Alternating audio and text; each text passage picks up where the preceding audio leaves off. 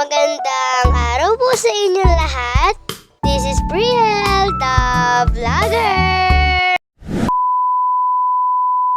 Kakagising ko nga lang po ng oras na yan at pinagbalat nga po pala ako ni Mami na saging. Yan nga po kasi ang aming almusal.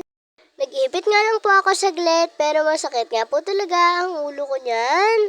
At pagkatapos nga po pala maluto na saging ay nag-almusal lang nga po kami. Hindi ko na naman nga po pala napakita ang pagkain namin sa tanghali.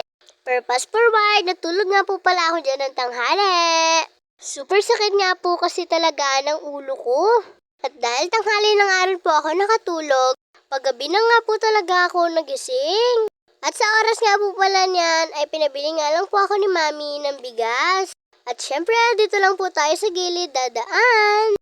Malamang alangan naman sa gitna ng kalsada. Habang naglalakad nga po pala ako sa time na yan, ay kaganda nga po talaga ng langit.